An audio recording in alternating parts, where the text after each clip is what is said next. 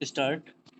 सभापति महोदय, जिस भावना से मैंने यह बिल पेश किया है, उसके महत्व को सरकारी और विरोधी पक्ष दोनों ने एक मत से अनुभव किया है कि देश में बेकारी की समस्या एक भयंकर रूप धारण कर रही है और इसके कारण हमारे देश का विकास, चाहे वह सामाजिक हो, आर्थिक हो या सांस्कृतिक हो, रुका हुआ है।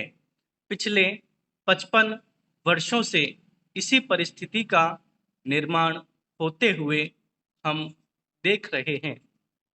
मंत्री महोदय ने यहाँ पर अभी कहा कि राष्ट्रपति इस काम को नहीं कर सकते हैं क्योंकि यह उनके अधिकार के बाहर है।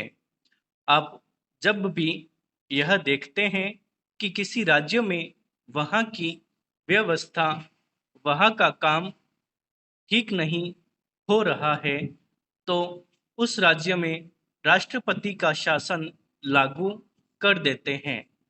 जब किसी राज्य में अराजकता फैल रही हो, विकास का काम समाप्त हो गया हो और वहाँ के नेता जिम्मेदारी से काम न करते हों, तो वहाँ पर राज्यपाल का शासन लागू कर दिया जाता है। ऐसे अनेक उदाहरण हमारे देश में मौजूद हैं। इसी प्रकार हमारे राष्ट्रपति सबसे ऊंचे अधिकारी हैं और अगर देश में इस तरह की स्थिति काफी समय तक चलती रही, तो राष्ट्रपति को आपातकालीन स्थिति में इस देश की सुरक्षा के लिए, इस देश की प्रगति के लिए सारी जिम्मेदारी अपने हाथ में ले लेने का अधिकार है।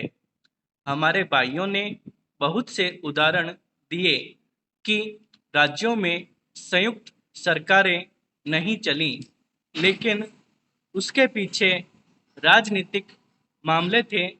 अगर कोई राजनीतिक पार्टी जिम्मेदारी से काम नहीं करती, तो संविधान में यह स्पष्ट है कि उस राज्य की सारी जिम्मेदारी राष्ट्रपति की है।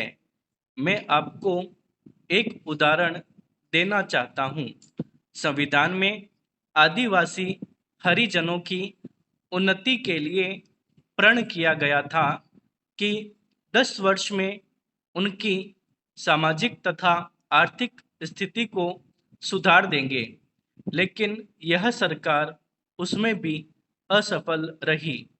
इस समय को 4 बार 10-10 साल के लिए बढ़ाया जा चुका है, लेकिन फिर भी उनकी आर्थिक और सामाजिक उन्नति नहीं हो रही है। इसमें यह सरकार बिल्कुल असफल रही है। पिछले सत्र में इस विषय पर सरकार के विरुद्ध अविश्वास का प्रस्ताव भी आया था। इसलिए मेरा कहना है कि भारत में इस समय जो बेकारी की समस्या है, वह इस ढंग की समस्या है जिसके रहते सारे देश को उन्नत बनाने की व्यवस्था हम सोच रहे हैं। सभापति महोदय, वह केवल एक स्वप्न ही रह जाएगा। ऐसी स्थिति में मैं अनुभव करता हूँ कि आपातकाल की घोषणा की जाए और इस देश के जो बुद्धिमान लोग हैं, उनको लेकर एक सर्वदलीय सरकार स्थापित की जाए। हम यह अनुभव करते हैं कि जिस तरह का शासन इस समय चल रहा है, उससे देश की कोई भी समस्या हल होने वाली नहीं है, बल्कि इस सरकार की गलतियों से समस्याएं बढ़ती जा रही हैं।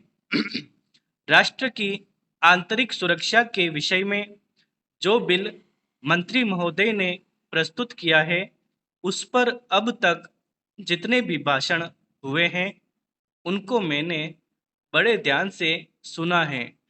माननीय सदस्यों ने व्यक्तिगत स्वतंत्रता की लपेट में बहुत सारी बातें कही हैं और हमारे दल की ओर इशारा करते हुए कहा कि हम भी इसके औचित्य के संबंध में फिर से विचार करें। मैं जहां तक समझ पाया हूं, हमारे गृह मंत्री जी को इस बिल को प्रस्तुत करने में कोई सुख नहीं हुआ, बल्कि वर्तमान परिस्थितियों को दृष्टि में रखते हुए उनको दुख हो रहा है। आज जब हम नागरिक सुरक्षा, व्यक्तिगत सुरक्षा और स्वतंत्रता की बात करते हैं, तो सबसे पहले उसमें व्यक्तिगत सुरक्षा की बात आती है। प्रत्येक नागरिक इस राष्ट्र की अपनी सत्ता में रहकर सुरक्षित रहना चाहता है। हमने इस बात की सुरक्षा अपने संविधान में दी है और हम यह आशा करते हैं कि राजनीतिक दलों में आपसी मतभेद होते हुए भी राजनीतिक मतभेद का आदर होना चाहिए। मतभेद होते हुए भी शांति और सुरक्षा बनी रहनी चाहिए। माननीय सदस्य पूछते हैं कि ऐसी कौन सी असाधारण परिस्थिति आ गई थी जिसके कारण आपको नज़रबंदी बिल लाना पड़ा। मैं आपसे कहना चाहता हूं कि क्या ही अच्छा होता यदि नेहरू जी की उस बात को, जो उन्होंने लोकतंत्र के संबंध में बहुत वर्ष पहले कही थी, आज भी स्मरण रखते। उन्होंने एक बार कहा था कि लोकतंत्र के संचालन और दायित्व निर्वाह में अगर किसी प्रधानमंत्री को बार बार पीछे मुड़कर देखना पड़े कि कोई छुरा तो नहीं भौंक रहा है, यह कोई अच्छी बात नहीं है। यदि ऐसी परिस्थिति देश में पैदा हो जाए, सांप्रदायिक दृष्टि से देश की विभिन्न स्थानों पर सांप्रदायिक दंगे हो रहे हों, उनका सामना करते हुए यदि हम जनता को सुरक्षा दे सकें, तो फिर किस बिल की आवश्यकता नहीं है।